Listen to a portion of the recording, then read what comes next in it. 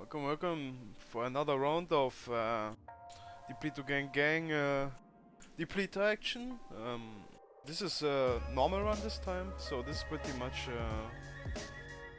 Shrine of the Storm as Icecap DK. As you can see, so this spec is pretty much straightforward. You press your side with pillar and you do good DPS if it's long enough.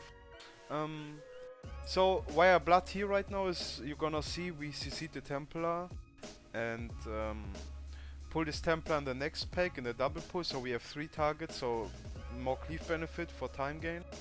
I'm gonna die in the next pull because I try to speed this pull up and stay in the frontal from a mob or in the cast that I didn't saw it. Was a bit peak because of all the nameplates there, as you can see. Try to grip this boy, I don't see the thingy on the floor, and I'm dead because I jump into it, the hitbox, yeah. It's no problem, I speed pop back. So the attendants are 2 kick, yeah. So every attendant has to get kicked, only the water blast or the sea blast or what's called. Never kick the wash away, you can just sidestep it. Usually you kick the Templar or stun the Templar too. But in this case, we have a Shaman, as I say. Shaman utility is great, he can just purge the Templar and our damage reduction aura is gone. So we can funnel just onto the mobs. Don't have to care about this, really great. So the next pull is a huge pull again. I wait on top there, buff food, because the tank is going to kite them in. Anyway, he's pulling like 6 mobs or more. Usually this is like a 9 pull, but you know, we splitted it because of bolstering. Now you see my blood is back up already, because I used it early at the initiates, and then the 3 pack, and then this pack, and now blood is back pretty much. So you have some value in this, yeah. How this pull is working, it's a AoE CC pull, so the cast one-shot the tank for sure, yeah. So there's one spiritualist in there which has to get kicked by 1, because if the cast goes through the green cast, I don't know what it's called right now, something with tides or some shit, the mob, the pack heals, yeah, and then it's pretty much a time waste and not a deplete, but you know, it should not happen, yeah. So the spiritualist has to get kicked every time he casts a heal. The wash away are sidesteppable, and the water blasts are line of sightable from the tank on the pillar, as you can see. He's kiting them around the pillar, so he can't die from the cast. If he gets some cast into him, he's using hard defense, use or spell reflect, yeah. If it's more than like 3 or 4 casts, he's dead for sure. So we just blast this pull pretty much. One is CCing the spiritualist or kicking him. You can off kick some attendants if you feel like your tank doesn't have reflect. On the left you can see I have a Reek Aura and Exhaust Rituals for it. I can see his spell reflect. Is it up? Is it not up? It's a bit scuffy though, because he is using Ineffable Truth. So this is some cooldown reduction corruption proc, and it doesn't influence the add-on or Reek Hour, so it's really not certain, especially on Warrior with anger management. You can't really tell if he has all hard defenses up or not, yeah? So this is again a 3 slow kick or 4 fast kick pull. So to go more into depth with Icecap DK, so it's a good starter build for people who want to learn a bit of smooth rotation, min-maxing eventually. It's not that hard, it needs quite some gear to work. You can't really play this build in a low key or with low gear, because this spec ramps up. It needs like 15 plus seconds to deal great damage, or more, and then it has to get to pulled around in the sense of you need chain pulls. If you have chain pulls and you can pillar into pillar into pillar, you will deal always perfectly high damage. This spec works pretty much like this. You get more DPS the longer the fight goes for some reason, because you can stack more strange and more strange and more strange, higher pillar stacks and so on, yeah? So how the rotation works for Icecap is pretty much you rhyme once. So you empower runic weapon usually before the pull, then you Gathering Storm or Remorseless Winter, rhyme into whelp. You can use the web earlier than the other shit, but you know, fuck it. Doesn't matter for the spec, it's so worthless, like it's so easy. You don't need to really, you know, think about really all this stuff. So the min-max in this spec is, you can see under my web in the rig area above my runic bar left, there's some white pillar with 6 stacks and 7 stacks per rune. So this is the min-max part and the web stacks above it, yeah? So you try to keep your web stacks up, and then you pretty much try to use as many runes as you can for your pillar. So then you have, for example, the blood of the enemy and the chains of ice, yeah? So you try to use your pillar at the last second to get max range procs and use the max range from the pillar for your frost sight. Then you try to, if you want to use the cold hurt, so the chains of ice which stack to 20, you use them on the second pillar with blood of the enemy till a 5 target pull. Above 5 targets, arguably you can use frost sight and ignore everything and just press one button, yeah? How you press Remorseless Winter in your AoE rotation is pretty much this. So you skip Runic Power, you skip Ryan procs in AoE, you just apply the debuff once, and Remorseless Winter only if the pack would survive the duration. Yeah, at the start you can use it, at the middle of the pack you can use it if the key is high enough, but at the end, if like you press Remorseless Winter and 2 seconds later the pack is dead, this was pretty much the global was wasted, yeah, so you better press Frost Sight. How you min-max then on top of it is, so the Cold Hurt, so the Ice of Chain stack damage procs, whatever you wanna call it in a talent tree, you use it at 16 onward stacks, 16 stacks if you have the Cloak proc, if you have the Fallen Crusader proc, and they drop off. And if you have high Mastery web procs stacks, yeah? Pretty much you keep track of your dots, or buffs I mean, and your strange buffs and double pillar overlaps, and then you can like decide, should I press my Chains of Ice early or not, to benefit from all the procs. The stacks don't matter if you have so many procs, which they give you more damage than the stacks. Perfectly is on 20 stacks with all the procs for sure, but you know, sometimes if procs are going down and you have nothing really up and it's dropping, you just press it on 16 stacks or whatever, yeah? Just abuse the damage procs you have, yeah? It's really important. And don't forget it, it's important to use your Cold Hurt or whatever you wanna call it as much as possible in optimal setting with high procs and whatnot. So how this boss is, by the way, working is, so the droplets we padded into them. Usually I don't deal any AoE damage into them, only if I need my pillar backup ASAP with Frost Sight. So Icecap works like this: if you crit, you get 3-second cooldown reduction on your Pillar of Frost. This build evolves around critting and hitting as fast as possible, pretty much. So if you obliterate one target, you have one chance to get a crit for 3-second cooldown reduction. Sometimes you don't crit, especially if you don't have a killing machine proc. So the strat behind it is in AoE you press Frost Sight. So if you hit 6 targets, you have 6 times the chance to get 1 times the cooldown reduction. You don't get 18% per Frost Sight, only 3. But you have to crit, so if you hit multiple targets, the chance is more likely to crit on one of the targets to get the cooldown reduction. So this is how the spec is functioning. You try to get as many, as often pillar overlaps as possible. So the pillar overlaps are in the game with the Azerite trait, with the pillar in itself. So you try to overlap them at the same time as high as possible and get extremely high base damage out on a low resource cost, permanently as much as you can in AoE. This is pretty much his build, yeah? It has not high burst in my opinion, it's a really shit burst build. Like it has some kind of mini burst I would say, yeah, but it doesn't have really like... So you can see they look in the wrong direction and they charge into it. If you stay in the direction you get one-shotted. And how this pull is by the way working, I tell you real quick. So 3 DPS attack 1, the healer tanks one of the elemental off and the tank tanks the other elemental. So you have to aggro them, otherwise the guy with aggro gets C blasted and one-shotted. So the healer has to make sure he's in the melee range from the mob and the 3 DPS too, from the other, and the tank from the other, and they have to aggro the mobs. Otherwise, they C-blast randomly people and one-shot them, yeah? The most important mechanic on this boss is the rush. As I say, go out of the rush. And then the choking burn, or how it's called, or brine. The circles there, they don't deal damage, they just apply debuffs. You should kick the how are they called?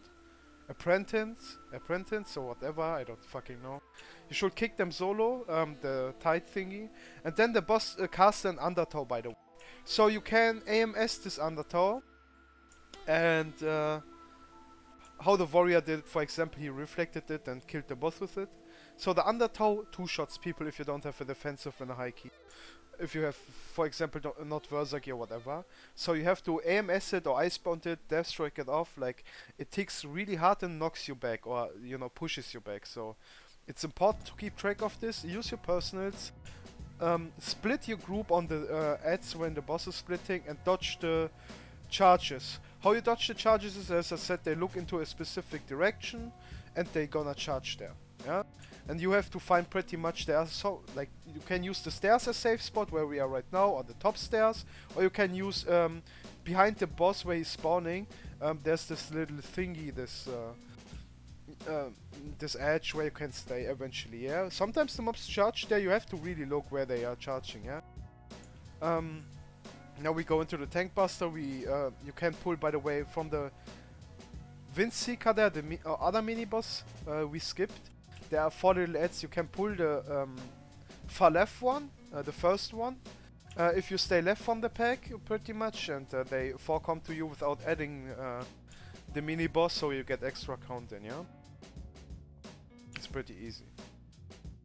So the next pull is pretty much you're gonna lust this mob at the later parts. So we can take the lust for the pull here, for the 4 pull back. So we have this lust still up for the pack running, yeah? But let's say it like it is, yeah? So, now we kill it, lust is coming back up, we're gonna lust soon. After this mob, we're gonna do the 4 pull. So the 4 pull is again 2 kick, and you have to stun the swillies. So you should communicate with your group who stuns the first set, who stuns the second set of the AoE swillies from the big boys. So you can just melee them down and trust your teammates and have more uptime and be faster in each pack, yeah? It's really important to do this. Otherwise you run away, lose uptime, lose DPS, lose time in the key, and it's really important to get every second out in the key as much as possible. The higher you go, the more important is the second, so you know. How this pull is working, as I said, double kick, and you know, or it's one kickable even, yeah, it's not double kick. Like you can solo kick the caster boys that are marked one. So the slams have to get CC'd, as I said, so you should organize your group. Shockwave first, stun totem second, fear third, single target stuns fifth, and so on. AoE blind on the 6th and whatnot, yeah? Like, just use it so the group can stay and blast. Because there's no point running when you have CC available, yeah? Like, you're gonna get your CC back up regardless, so why not press it, you know? It's just time gain if you play it correctly, yeah? Now I'm gonna buff food. I don't, I already buff fooded. Forgot every time we're here this week, I died before anyway. We did like 20 million shrines, yeah, it was really yikes. So the warrior, how this pull is working, the warrior spell reflects the debuff, gets dispelled the second, dispels the debuff, reflects the debuff, dispels the second, gets dispelled the second time. So pretty much reflect, hide, get the debuff, get dispelled, hide, reflect, and so on. Yeah, it's pretty much so. So we used, if you know, so we used Bloodlust for the tank buster. Then we took the restoration of the lust into the pack. Then we used all our CDs into the tank buster and into the pack. Now we recover CDs right now for extremely much count. It gives like 36 count. It's really a high value pull with the warrior reflect. Goes faster with the DH debuff because of their magic damage, by the way. Now it's pretty much cooldown recovery, free giga count is pretty much one big pull, this bad boy, yeah? It's not tankable, this is why we play it like this and we benefit from the warrior reflect, yeah? By the way, if you don't get dispel from the debuff 2 ticks, you're dead, yeah? So, if you play for some reason this pack normally, the tank should instantly dispel this guy who gets the debuff. If he doesn't do it, he's trolling. Now we root the two of them. There it's a putt walking around in the little initiate mobs. We pull them together, kill them off, and then go prepare the big pull. So the Templar's casting behind us the Tempest or whatever, yeah, the Storm. He should get CC'd with Blind or Zap, usually, yeah? But we did go fast because the putt pattern was a bit scuffed, and we just rooted the two of them, and you know, we good. So now it's going to be a big pull. Everyone is taking one of the casters to kick. So I take Cross, another one takes Star, another one takes Moon, and the tank is going to take Orange, or they scuff the pulls. Some temp is going through, yeah, they scuffed it a little bit. So this pull is pretty much again the same thing. Just kick the Tempest and group start the AoE, yeah, from the big boys, this one, the Whirling Blow. If you don't do it, like, you're gonna lose uptime, it's really bad. And why we lost it, by the way, the tank busters, we need the last backup for the Tentacle Bridge later on. So we have lust for the end boss again. Yeah, it's just to make sure we have lust up as much as possible, or as beneficial as possible for our comp, yeah? Like, it's not the most beneficial one for Bloodlust usage, but it's pretty much solid, yeah?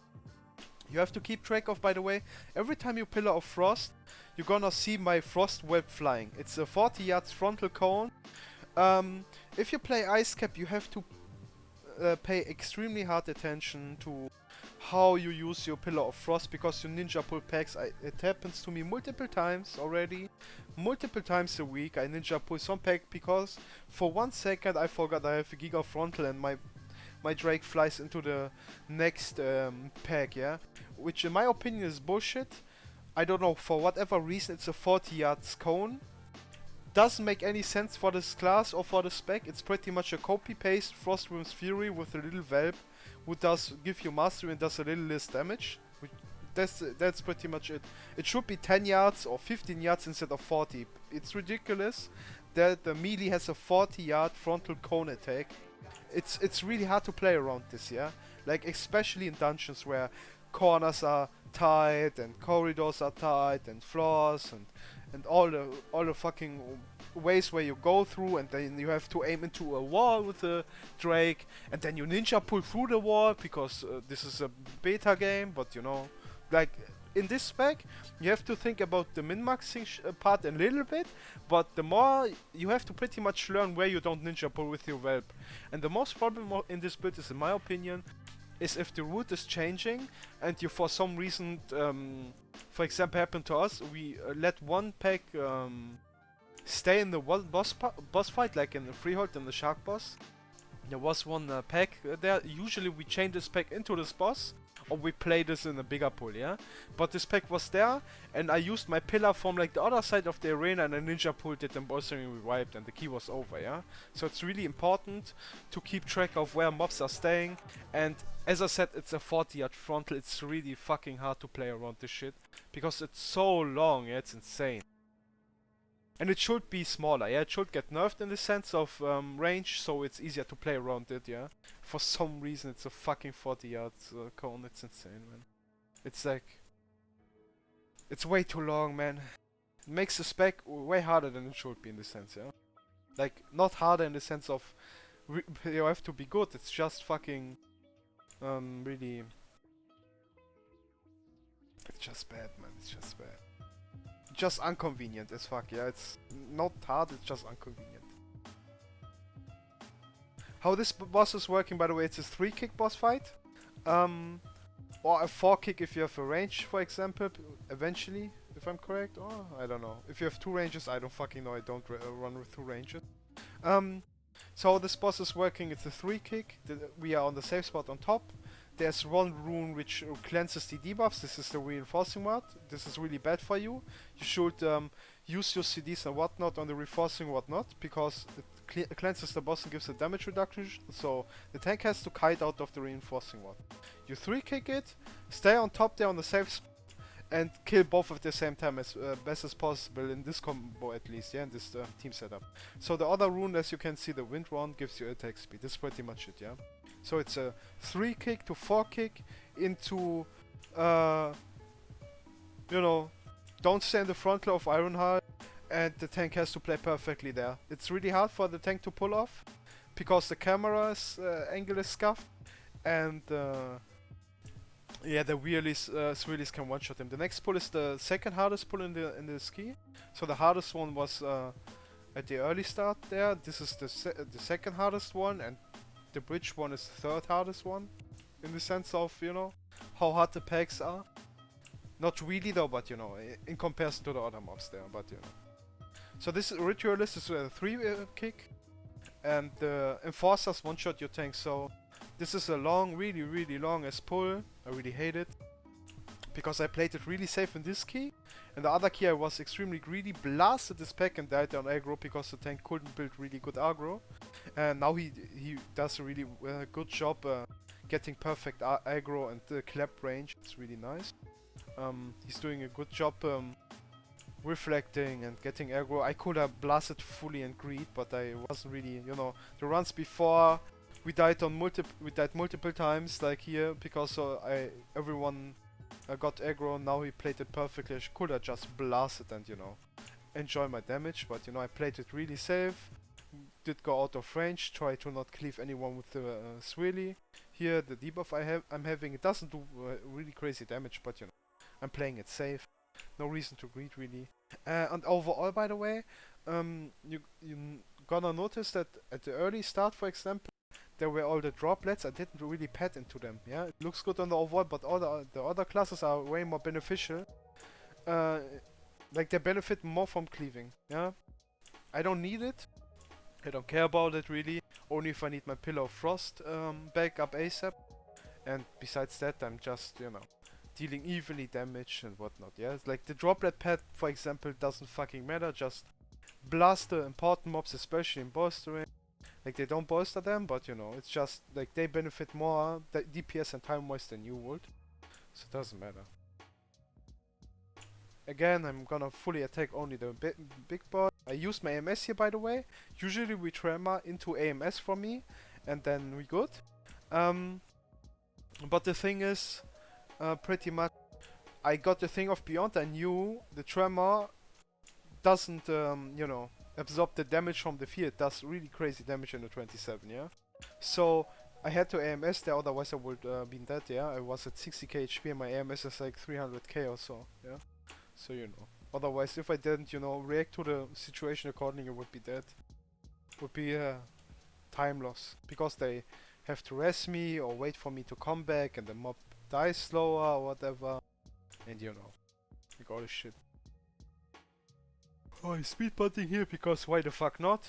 In Shadowlands it's over anyway, we can speedpot there like we used to be with my big dick rainbow toy. Usually I play Unholy in this key. Unholy is way stronger in Shrine of the Storm in comparison to Icecap. Like 60k average DPS more or some shit. Like easily, but bolstering. So Frost is pretty relaxed here to play. Especially good for the third boss for survivability, and for the last one. You don't really need hard defenses in the 27 to survive. Because your Frost shield is enough with my resounding protections. So I'm pretty Gucci there, yeah. It's pretty chill to play Frost. Like it's solid, but Unholy in bigger pulls is way superior than Frost in this instance, for example. And for example, in the end boss too. Like Unholy is way stronger than Frost for the end boss. For the eels, you can use the eels on top of the boss and so on. Like you can do so much crazy shit to benefit for beneficial stuff for Unholy here. It's insane, yeah. But as I said, Frost is like really good here. Now pretty much the next pull is you should only pull the left pack, not the right pack on the bridge, the pet, yeah? Because the Deathbringer, there's one Deathbringer in this left pack. In the other pack there are 3 and you can't kick all of them and they're gonna kill your tank with one shot, yeah? So how this pull is working, you should kill your tenties as fast as possible. You saw, by the way, before a healer died because he was in the range of the tentacles and got one shot when they spawned. The tankers will pretty much pull them and go instantly back. It was like 1 second too late and so a healer died, yeah, it's really hard. This pull was pretty bad for me played. Pretty much I used my damage into the absorb from the mob, so into the dodge. But whatever, yeah. It's a consuming void, you have to pretty much interrupt or stun. But how this pull is working, pretty much you focus the tentacles, kick the Deathbringer as much as possible, and then the mental assault has to get stunned, outranged, potted with free action potion, or whatever, you know, despelled. It does stun you and one shot you pretty much, yeah, if you get too many. So you should you know, not stay in them. Or interrupt them by any means, yeah, like don't fucking stay in them. I did it once with all the group because we, you know, got a little bit because someone called the stun and we were like, oh well, let's stick, and you know, he didn't stun it. You know. Now you can pretty much go on the left without pulling, but we short just because we don't need to short anymore. You could go left without pulling the pack, yeah, there. Now this is the most dangerous pull by all of them.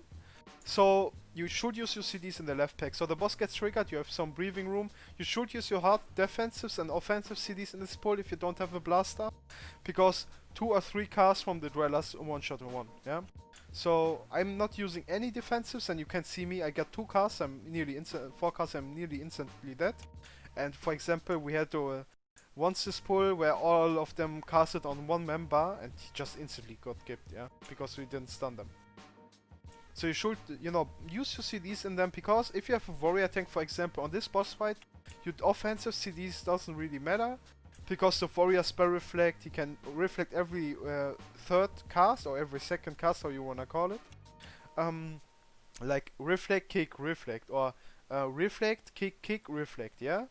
Like every 4 cast or whatever, yeah? You can reflect them and it does great damage, so you're gonna see the warrior DPS in this fight, he's like pretty much a DPS. So your DPS doesn't really matter, so you can use your offensive CDs in the pack before in the tentacle one, in this skill level at least. Yeah, it's really important to do this in this skill level, because they do really crazy damage. And the warrior is pretty much killing this boss, yeah? So it's really not that important if you not have your offensive CDs up for this at the start, yeah? So the mind control is works like this, you can AMS it. So when you see the ancient mindbender left from the timer, I would say, from the plus timer, you can pre-AMS it. So if if he mindbenders you, you immune the mind control. In the high key, by the way, it's pretty important. The orbs are not dealing great damage, and you pretty much have to go and swim in the water to get out of the mind control, yeah? So the important part here is, as I said, it's the reflex coordination, then it's the immunity for the mindbenders, then you have to pretty much go into the water to, you know, go out of the mind control. And the most important thing for the healers at least is someone gets a randomly mind rend. So this is a nasty dot, our shaman died from it, you saw this already, because he didn't got healed from the dot. Or healer trolled. So you see the shaman lost 80% health nearly from the debuff alone from the application. But the dot is ticking still, and grievous is ticking. So if you don't get topped up instantly, you die. You see, by the way, our rogue is pretty much drowning right now under the water. You have to go with your head under the water to get damage from the water. If you just swim in the water and your upper body is like, you know, above the water, you don't take damage. So you have to drown a little bit. And at 50% you get out of the mind control. What you can do is, pre 50%, you can, like at 55 or so, you can go up and go into 1 or 2 orbs to get out, or you go into the last tick and go instantly out. If you stay too long in this skill level into the water, you will pretty much get one shot, yeah? You see, if you don't use so a shaman isn't using hard defenses or whatever for the mind rend. It's totally RNG who gets it, and when the boss does it, it's pretty much an internal cooldown from the boss. I death strike every time as much as possible the damage off to get easier topped, because I have to be full HP to survive pretty much, yeah. In a 28 it one-shots people outside of a defensive gear, yeah, or defensive cooldown. You just get gipped. So you need versatility gear or every time a defensive or whatever. Yeah? Otherwise you just die, really. It's a really hard boss in a high key setting. In 27 it's still easily doable, but in 28, 29 this boss is getting nasty pretty quick, yeah? If you don't have Giga Absorb every time do you get randomly one shot. So this was pretty much the wall instance till the end boss. Now the hard part is coming pretty much. So you should two-face this boss. I'm gonna, you know, talk about it a bit more. So when you face down, we play the boss with the obelisk, yeah, with the Uzi boy. For time benefits, it's easy to play around it. You know, takes some practice though. So if you face down, there are two boys, yeah, two fucking caster boys, yeah, the fucking mindbender boys. So they are two kickable if you kick them late. Two kickable only if you are melee. Yeah? If you have a shaman, he can solo kick it, sadly. He can. It's only two kickable always, yeah? How this is working pretty much. Rogue kicks first late, I kick second late, Rogue kicks again third late, and I kick fourth late. Yeah? The shaman on the other side in this combination is he's kicking the first cast late. Let's the second one going through. We use defensives because the cast is coming.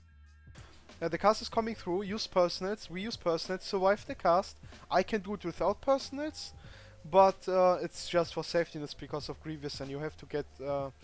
For the first set of ads, the healer doesn't have his debuff fully stacked. You should not despell yourself if you're a healer, by the way. For max DPS benefit. Perfectly played, you don't die. And if you say, oh, I'm scared, even a high key, if you are scared, you should not play high keys. So pretty much, this is a two kick, as I said. The shaman is kicking the other side. By the way, the shaman fucks up and we die. Because he doesn't get his third kick back up. Because usually if the shaman is kicking the other side, the mob is walking towards us a little bit till he takes some time to recast again, yeah? So you use... Now you're gonna see the next cast is going through, but at the moment where the healer is coming up after. So we survive, luckily.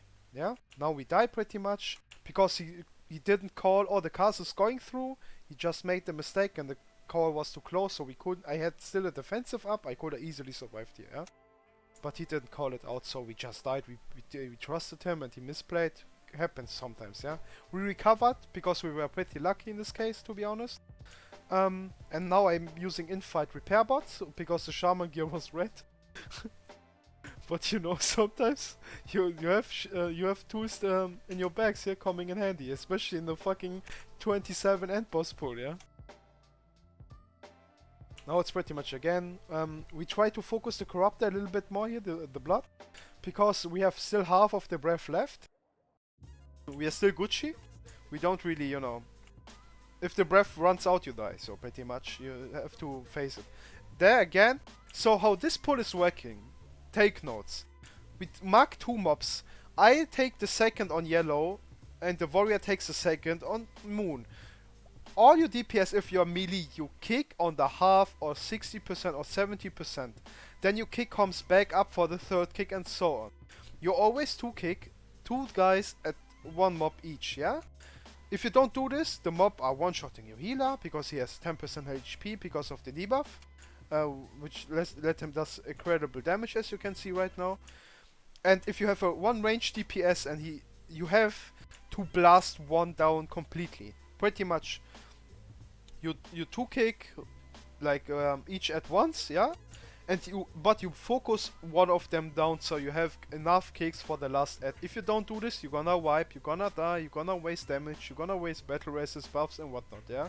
You have to communicate it, otherwise just don't play Shrine if you don't want to communicate in the first place, because this key takes quite some communication and preparation to not die on random casts because of the key level.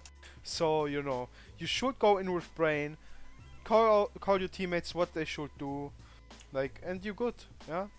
You don't should go like near the ads completely, because they bite you. You're gonna see this, the shaman get 3 stacks and look at this HP.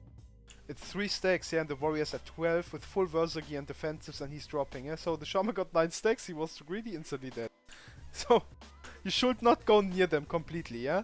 Like they are pretty much proximity attacking one guy, yeah. If you are near, you get attacked. So try to get a bit further away. I'm playing this pool, by the way, pretty safe. So the DPS from me in this key is going to suck quite much.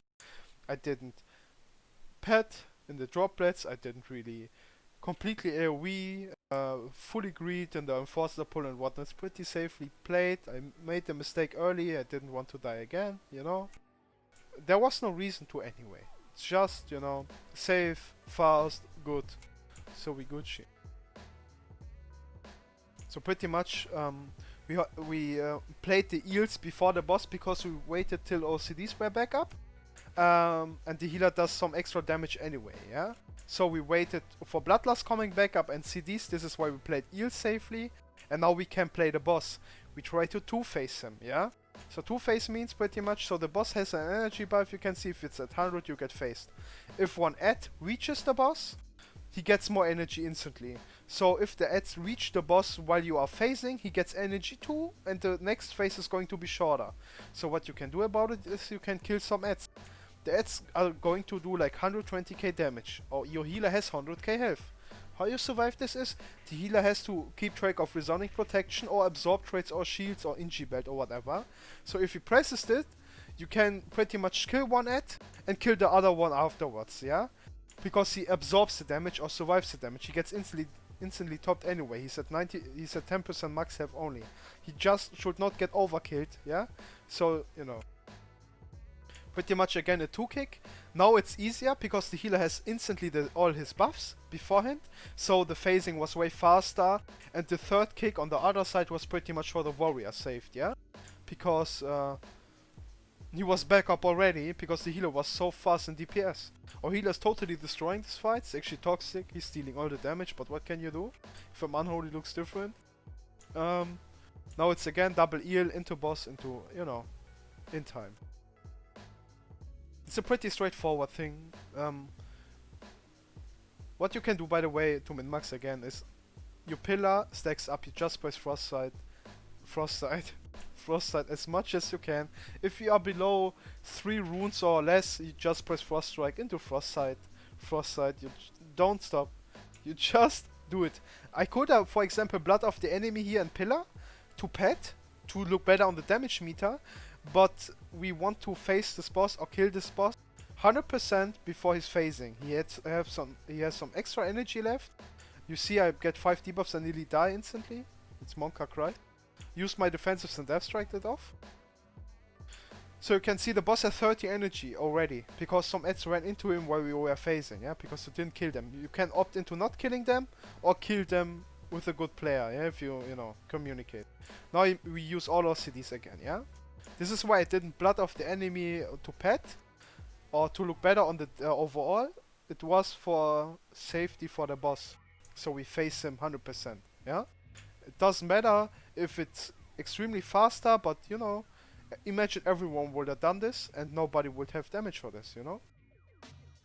So, the boss is two-faced, and we timed the key. We blasted pretty good. I died on one pull, didn't pet really hard in this key really. Was a decent run. As you see, we have 3.5 minutes left. Pretty much, and you know, there's the damage breakdown. There it is. So, you can see the eel damage is quite high in the initiate damage, spiritualist and so on. It's okay damage, wasn't the greatest performance from me, I had better runs before. Pretty much, your damage breakdown looks like this. Your dot is there, the frost fever, your whelp, this is your Azerite rate, and your frost sight. You push, you buff up your frost sight and just spam this bad boy. Frost strike if you're low on runes, cold hurt min-max with strange procs and stacks, and you can ignore any, you use Remorseless Winter early or if the pack survives the duration. Otherwise, if you have high pillar of frost stacks, you just spam frost sight, yeah?